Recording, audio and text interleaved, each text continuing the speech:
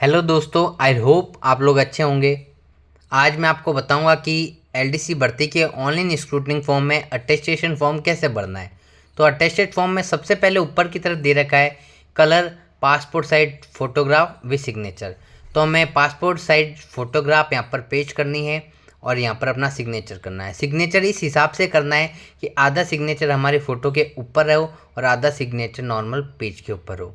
मतलब मैं आपको इसका एक डेमो है वो मैं अभी आपको लगा के इसके साथ अटैच करके बता दूंगा। अब हम बात करते हैं इसका पहला कॉलम। पहले कॉलम में हमें हमारा नाम भरना है, हमारा सरनेम भरना है, हमारा रोल नंबर भरना है। बेसिकली 3 चीज़ भरनी है। मेरिट नंबर है वो यदि आप भरना चाहें तो भर सकते हैं और छोड़ना चाहें तो छोड़ सकते हैं। बेसिकली ये 3 इन्फॉर्मेशन होनी चाहिए। मेरिट नंबर है जो आपकी रैंक आई हुई है वो आपको भरनी है बेसिकली। दूसरा पार्ट है जिसमें हमें अपने प्रेजेंट एड्रेस के बारे में बताना है। प्रेजेंट एड्रेस का मतलब है हम वर्तमान समय पर कहाँ पर रह रहे हैं। पूरा विस्तृत एड्रेस लिखना है, हमारा कौन सा विलेज है, कौन सा डिस्ट्रिक्ट है और वहाँ का क्या पिन नंबर है। यदि पिन नंबर हमें हमारे एरिया का नहीं पता हो तो हमें गूगल पर डालकर सर्च करना है या हमारे आधार कार्ड के अंदर भी हमें पिन नंबर मिल जाएगा। बेसिकली वही एड्रेस भरना है जो आधार कार्ड के अंदर हो, तो आपको विलेज, डिस्ट्रिक्ट, एड्रेस और पिन नंबर में कहीं दिक्कत नहीं आएगी। तीसरा बात है होम एड्रेस। नॉर्मल से लगभग सब लोगों के लिए होम एड्रेस और जो प्रेजेंट एड्रेस है वो लगभग सबका सिमिलर ही होता है। मतलब पहले आपका घर कहाँ था और वर्तमान समय पे आप कहाँ रह रहे हो। यदि आप पहले कहीं और रहते थे, जैसे उदाहरण के तौर पे पहले कोई व्यक्ति था जो चूरू रह रहा था, अब वो मान लीजिए बीकानेर रह रहा है, तो उसके लिए कंडीशन ऐसी होगी कि प्रेजेंट एड्रेस में अभी वो बीकानेर रह रहा है तो उसे बीकानेर बनना पड़ेगा। और होम एड्रेस मतलब बेसिक जो उसका होम है वो चूरू के अंदर है तो उसे चूरू बनना पड़ेगा। 4 नंबर पॉइंट जो है उसे मैं आपको सिंप्लीफाई करके बता देता हूँ। 4 नंबर पॉइंट ये कहना चाह रहा है कि पिछले 5 सालों में यदि आप 1 साल से अधिक कहीं बाहर रहे हों तो वहाँ की आपको डिटेल्स भरनी है। यदि आप जॉब के पर्पज़ से या पढ़ाई के पर्पज़ से पिछले 5 सालों के अंदर 1 साल से अधिक बाहर रहे हों तो आपको ये एंट्री फिल करनी है, नहीं तो इसे आपको खाली छोड़ना है। 5 नंबर पॉइंट है फादर्स डिटेल्स। इसमें हमें फादर की पूरी डिटेल्स भरनी है। पिताजी का पूरा नाम भरना है, 10वीं की मार्कशीट के अकॉर्डिंग उनका एड्रेस भरना है, परमानेंट एड्रेस भरना है। उसके अलावा उनका प्रोफेशन भरना है। प्रोफेशन मतलब यदि गवर्नमेंट जॉब है, गवर्नमेंट टीचर तो गवर्नमेंट भरना है, प्राइवेट जॉब है तो प्राइवेट लिखना है, और यदि फार्मर है तो फार्मर भरना है। एक्स जो भी जॉब प्रोफाइल है वो हमें यहाँ पर मेंशन करनी है। If in service give details. यदि आपके पिताजी किसी गवर्नमेंट क्षेत्र में कार्यरत हैं तो उनकी डिटेल्स भी आपको भरनी पड़ेगी। 6 नंबर पॉइंट है नेशनलिटी ऑफ। मतलब पिताजी की क्या नेशनलिटी है तो इंडियन है तो इंडियन ही बनना पड़ेगा। माताजी की क्या नेशनलिटी है, इंडियन है तो इंडियन ही बनना पड़ेगा।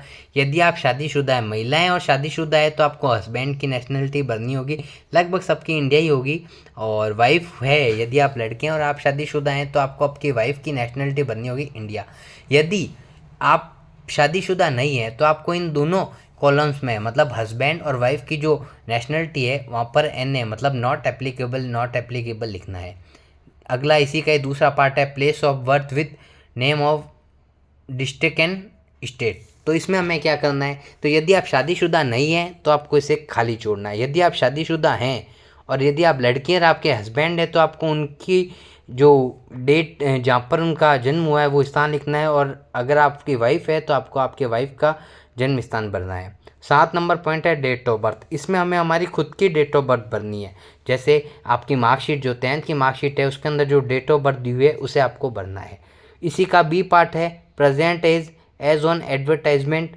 इसके अंदर आपको क्या करना है, तो जब आपने एडवर्टाइजमेंट के लिए निकला था और आपने जब फॉर्म भरा था उस समय आपके फॉर्म का जो पहला पेज था, जो आपने ऑनलाइन फॉर्म भरा था पहले, उस ऑनलाइन फॉर्म के पहले पेज के ऊपर ये दे रखा होगा 1 जनवरी 2025 के अनुसार आयु ऐसा कुछ करके दे रखा होगा, तो वो आपको यहाँ पर भरनी है। यदि आपको अभी फॉर्म ना मिले तो आप जो आपकी डेट ऑफ बर्थ है उसको 1 जनवरी 2025 एज कैलकुलेटर से कैलकुलेट करके घटा के और आप पता कर सकते हैं। एज कैलकुलेटर से आप घटा के पता कर सकते हैं, या फॉर्म के आगे दे रखी होगी आपको डेट एडवर्टाइजमेंट के अकॉर्डिंग वो भरनी है। एज ऑफ मैट्रिकुलेशन मतलब आपकी जो मैट्रिक मतलब जो 10th क्लास थी वो आपने किस एज में पास की थी। मतलब आपकी जो डेट ऑफ बर्थ है उसमें से 10th की मार्कशीट के अंदर एक डेट लिखी होती है नीचे की तरफ जिसमें आपका रिजल्ट आया होता है जिस डेट को, उस डेट को आपके DOB में से घटा के आप इस डेट को कैलकुलेट कर सकते हैं। गूगल पर जाकर बेसिकली आप एज कैलकुलेटर डालेंगे तो आपको एज कैलकुलेटर मिल जाएगा। वहाँ पर आपको आपकी 10th में जो पासिंग डेट है जो नीचे की तरफ लिखी होती है वो, उसमें से आपको घटानी है आपकी DOB, डेट ऑफ बर्थ है उसे घटाएंगे तो जो डेट आएगी वो आपको यहाँ पर मेंशन करनी है। एज कैलकुलेटर का लिंक मैं आपको कमेंट के अंदर दे दूँगा। आगे नेक्स्ट पॉइंट है number 8 point, place of birth.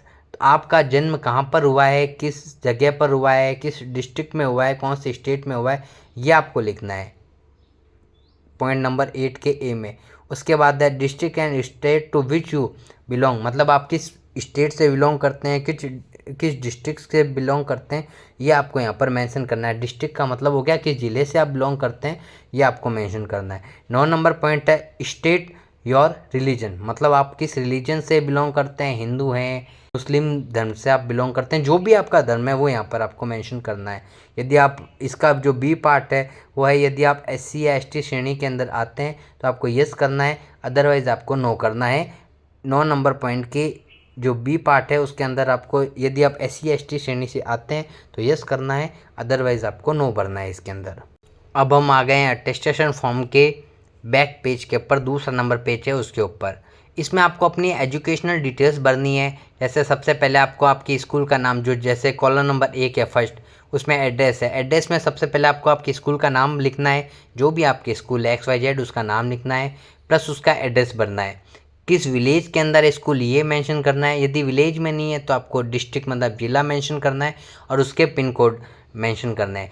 Pin code यदि आपके मार्कशीट के अंदर लिखे होते हैं, बेसिकली 10th की 12th की मार्कशीट में पिन कोड होते हैं, लिखे हुए होते हैं, तो आप वहाँ से देख के लिख दीजिए। यदि नहीं है तो आप गूगल पे डालेंगे तो आपको पिन कोड मिल जाएगा। दूसरी बात है, अब इसका जो दूसरा पोर्शन है जहाँ पर लिखा हुआ है डेट ऑफ एंट्रिंग, मतलब आपको 10th क्लास आपने किस समय, कितनी तारीख को और किस साल शुरू की थी वो भरनी है। इससे पहले हम अगला पॉइंट देख लेते हैं, डेट ऑफ लिविंग, मतलब जो आपकी 10th की मार्कशीट है उसके अंदर नीचे एक डेट लिखी होगी आपके रिजल्ट की डेट, उसे हम डेट ऑफ लिविंग मानेंगे। तो डेट ऑफ लिविंग कौन सी हो गई, जो 10th की मार्कशीट, 12th की मार्कशीट, ग्रेजुएशन की मार्कशीट में रिजल्ट की डेट होती है उसको हम डेट ऑफ लिविंग मानेंगे। फिर है एग्जामिनेशन पास्ट, मैंने यदि पहले डिटेल 10th की भरी है तो मुझे तीसरे कॉलम में लिखना पड़ेगा 10th। अब मैं आपको वापस इसको समझाता हूँ, ये समझने लायक चीज़ है। एग्जामिनेशन पास्ट में तो आपको लिखना है, जैसे पहले डिटेल मैंने 10th की भरी है तो एग्जामिनेशन पास्ट में तो लिखेंगे 10th। डेट ऑफ लिविंग वो डेट लिखेंगे जिस दिन आपका रिजल्ट आया था, जो मार्कशीट में नीचे की तरफ दे रखी होती है। डेट ऑफ एंट्रिंग, अब डेट ऑफ एंट्रिंग कैसे लिखेंगे, बेसिकली हमारे पास इसका कोई रिकॉर्ड नहीं होता, तो हम मानते हैं कि एंट्रिंग डेट हो जाएगी हमारी 1 जुलाई। अब सन कैसे लिखेंगे, यदि किसी बच्चे का जो रिज़ल्ट है वो, अगर मेरे हिसाब से मैं कहता हूँ किसी बच्चे का रिजल्ट 20 जनवरी 2016 को आया है, मतलब 2016 के अंदर उसकी 10th का रिजल्ट आया है, तो उसने स्टार्ट की होगी अपनी 10th 15 के अंदर, तो मेरे हिसाब से आप लोगों को डेट ऑफ एंट्रिंग के अंदर 1 जुलाई 2015 भरनी पड़ेगी। तो 1 जुलाई 2015 में आपकी 10th शुरू हुई थी, 20 जून 2016 को यदि आपका रिजल्ट आ गया और आपने कौन सी क्लास पास की है 10th, सेम ऐसा ही हमें 12th में करना है, ऐसा ही हमें ग्रेजुएशन, पोस्ट ग्रेजुएशन, जो भी आप डिग्री लगाते हैं उसके अंदर करना है। बस आपको डेट ऑफ एंट्रिंग है वो थोड़ी सी सोच समझ के भरनी है, क्योंकि कैसे भरनी है, आपकी जो डेट ऑफ पासिंग है वो मान लीजिए 20 जून 2016 है, तो आपकी डेट ऑफ एंट्री हो जाएगी 1 जुलाई 2015। फिर आपने जैसे 12th की तो 12th में आपकी डेट ऑफ पासिंग हो जाएगी 2018, मान लीजिए उसकी भी डेट मैं मान लेता हूँ 20 जुलाई 2018 है आपकी 12th की पासिंग, तो आप एंट्री कब मानेंगे 12th की, 12th की एंट्री मानेंगे 1 जुलाई 2017 को। इसके बाद हम जो 11 नंबर पॉइंट है उसमें ये पूछा गया है कि आपने कभी कहीं जॉब किया हुआ है तो उसकी डिटेल्स भरनी है। हालांकि ये भरना इतना कंपलसरी भी नहीं है और इससे कोई स्पेशल बेनिफिट भी नहीं है, बट यदि आप भरना चाहें तो आप भर सकते हैं 11 नंबर पॉइंट में जॉब डिटेल्स के बारे में।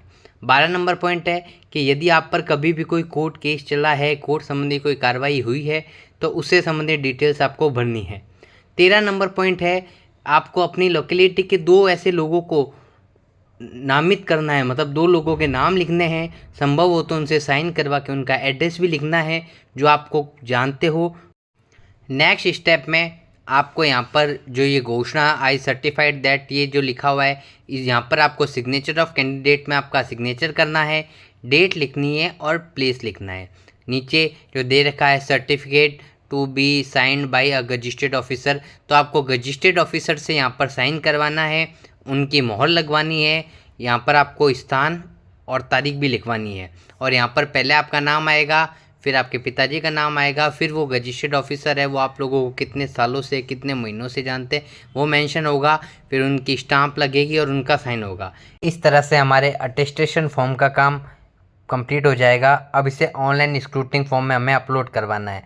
ऑनलाइन स्क्रूटनिंग फॉर्म में इसे अपलोड करवाने के बाद एक ऑनलाइन अटेस्टेशन फॉर्म और निकलेगा जिसे हमें वापस रजिस्टर्ड ऑफिसर से साइन कराना है। बहुत से विद्यार्थियों का ये क्वेश्चन होता है कि जो दूसरा ऑनलाइन जो अटेस्टेशन फॉर्म निकलेगा क्या उसे हमें रजिस्टर्ड ऑफिसर से साइन करवाना है? तो जी हाँ, हमें उसे भी करवाना है रजिस्टर्ड ऑफिसर से साइन और खुद के साइन भी करने हैं। और डॉक्यूमेंट वेरिफिकेशन के समय ऑनलाइन और ऑफलाइन दोनों अटेस्टेशन फॉर्म को हमें लेके जाना है। दोनों अटेस्टेशन फॉर्म में जो चेक होंगे और वहाँ पर लगेंगे, तो आपको दोनों अटेस्टेशन फॉर्म लेकर जाना है। यदि आपको मेरा ये वीडियो अच्छा लगा हो तो आप इस वीडियो को अपने दोस्तों के साथ शेयर कीजिए, वीडियो को लाइक कीजिए, चैनल को सब्सक्राइब कीजिए। जय हिंद, जय Bharat, best of luck for your future.